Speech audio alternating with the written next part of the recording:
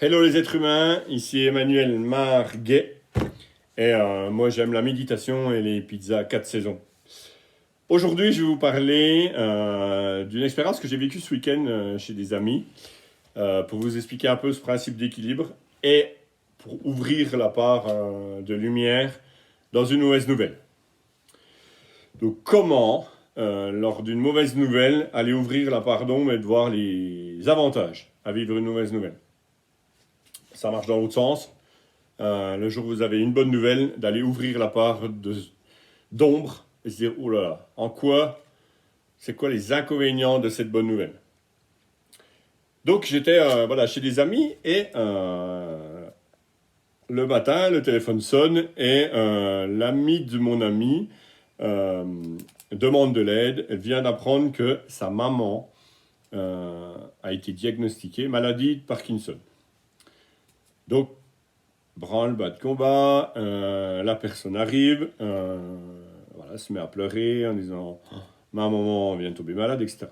Et donc la partie ombre, elle la connaît, elle est en train de la vivre, et mon ami et moi, on connaît, elle me connaît, on parle beaucoup d'équilibre,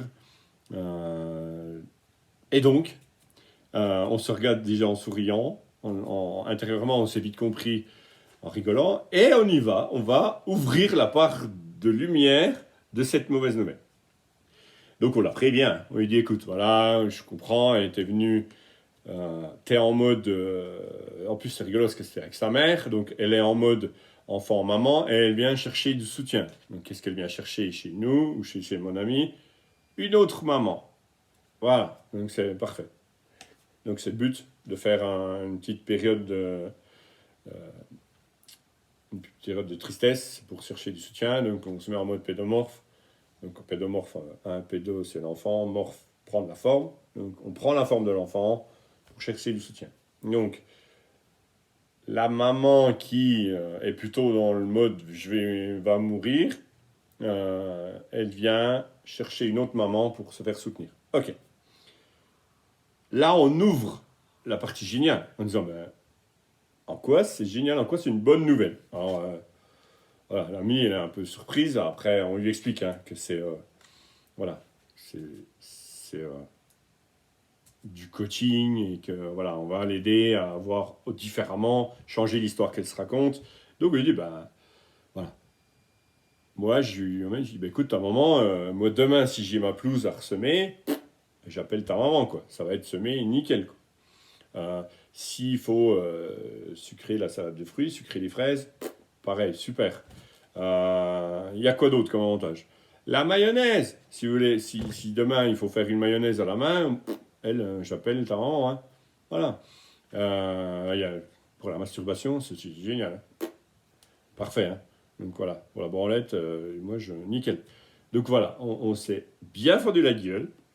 On a ouvert les deux parties. On a été conscient que c'était pas évident pour elle et que sa maman va souffrir de plus en plus de cette maladie. Mais en même temps, on peut ouvrir l'autre partie qui est dire bon, ok, c'est fait, c'est pas une maladie, on n'en meurt pas, c'était pas un cancer. Et pour polariser, dépolariser la situation, ça lui a fait énormément de bien. Elle l'a avoué après en disant ça m'a fait du bien de rire de ça.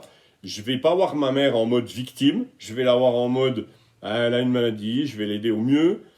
Et moins je rentre dans sa part d'ombre et dans son délire, plus j'ouvre l'autre partie, plus mieux elle va se sentir.